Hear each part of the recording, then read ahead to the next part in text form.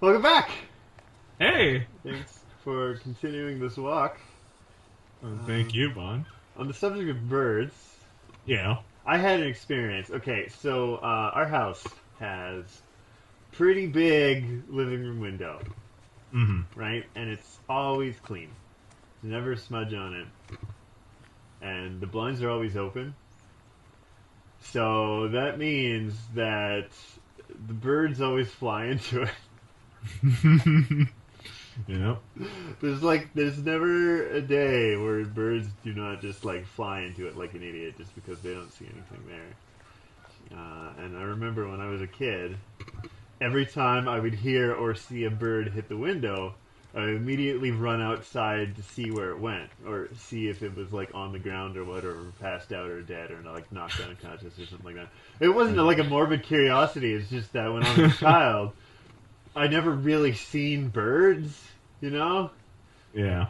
because like you can't go close to them without them flying away on you. So I would always take that as an opportunity to be like, yes, now that he's out cold, I get to see him, and it's gonna be Oh amazing. god. um, but then this one day, I think it was like a Saturday. Parents were at work. Sisters were somewhere else doing whatever, and I was the only one at home.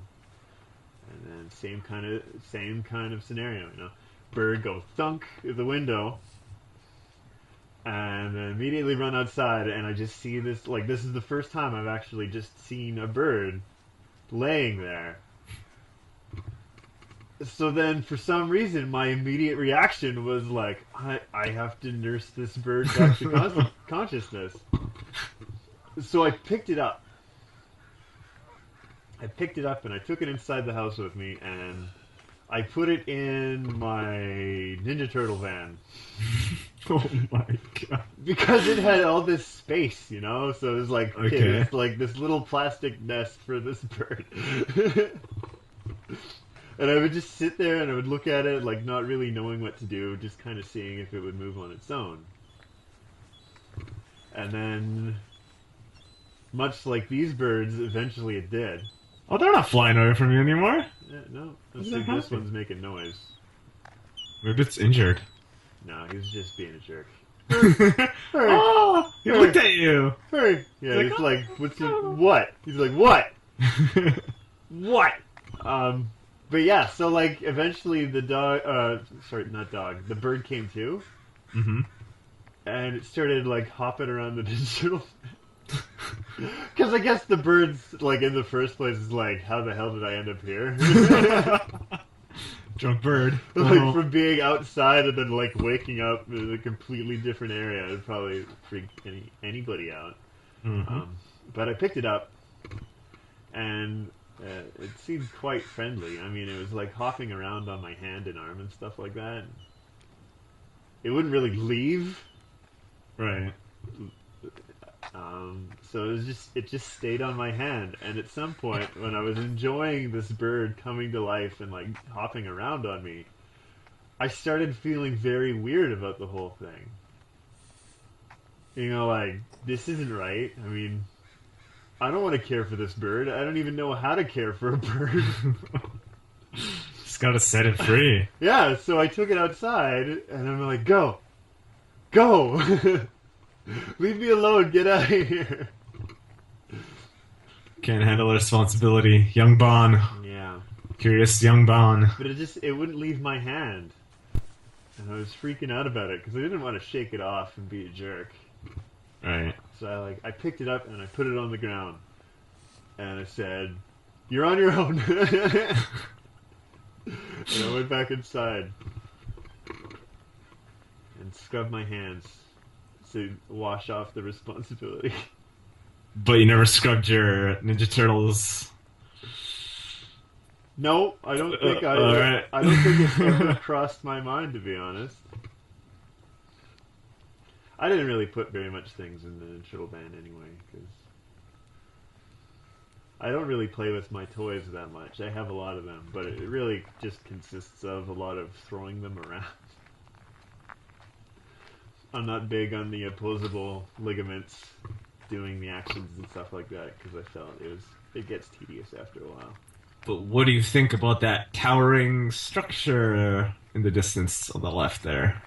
In the left, It's out of view now, but it was well, just I like, think that's a very nice bench. oh, whoa, that's really ominous, creepy. It's a ghost girl sitting on that bench. Oh, on that sign. It's on a bench there. It is a sign that says As Fish House. Right, Bond. You go to the fish house. Yeah, we're walking over to the fish house. All right. I don't know if that's wise, but let's do it. So many trees. I love trees, man. Yeah? Trees and bushes and shrubbery. Why? I must ask, why? I don't know. It's just when it's like when they're all together in such a way, it just looks like it's filled with life, and it is. But I just like that organic feeling. Yeah. It's like this, like with the fog, man. This is really quite a scene here. Oh, Those are trees. those are the zombie dogs. They're coming for you.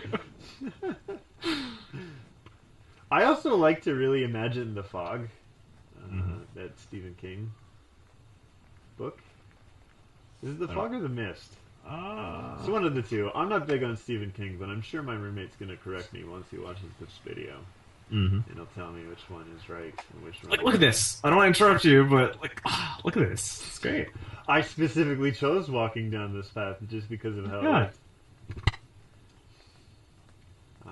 Just the silence is nice. What was I going to say? Oh yeah, because I like the whole idea of like this fog just kind of like passing through. Yeah. That's got all these like dangerous creatures inside. And the creatures just like follow the fog. Yeah. Yeah. Because that's really creepy. Yeah. And then I think again, I've read that, but I don't really consider fog to be a bad thing most of the time. I mean, like you associate it with like scrambled brain or like miserable thoughts or like just confusion and not knowing where to go. But I think there's like excitement in not knowing what's ahead of you. depends on how thick the fog is. I think for me, Yeah. if it's like you only have a foot or two of vision, that is not good. Yeah. But like this kind of fog is nice because you get it really splits what you're seeing. Last year it was really foggy. If you can't tell, on the right side is actually supposed to be a tennis court. But Chain linked fence. chain link fence, and it's a little bit foggy. You could barely tell. I didn't capture it on the video camera, but there's like two people practicing in the fog. Wow, Like that's got to be exciting. that's dedication. Yeah. It's Tennis is a good sport. it is. It's fun. My all-time favorite. I actually really like squash, which is similar to tennis, Yeah. but play it by yourself. Practice Oh, your swing. squash is the sport where you're bouncing it against the wall, right? Yeah, but it's not a tennis ball. It's like a special kind of ball that loses momentum quickly if you don't hit it hard enough. Okay. So it's like really challenging. I've never actually played squash. Oh, it's so fun. It's like I mean, you can play with two people, and it's exactly like tennis, but both of you are on the same side. Okay. Well, so like what? The scoring system is the same, and When I played it, we never really kept score. We just made up our own scoring system. But I think the way it works is like there are lines like a tennis court that determine where it has to hit before it counts, like it's out of bounds or whatever. And like all you do is like you just hit against the wall. It has to bounce once, and then the other player hits it. And if they miss, the way I played it was like if you miss the first swing, like you lose that round. That's a point for the other person. sounds cool. But yeah, it's really fun. We used to play a game when I was a kid that involved, I guess, like the same kind of mentality of like bouncing a ball against the wall. But we had our catcher's mitts or like baseball caps to catch the ball and like throw it back at the wall. I think we had to bounce it before it hit the wall or something like that. I'm not too clear on what the rules were. Because if you did it wrong, you immediately had to go face in front of the wall, face on the wall,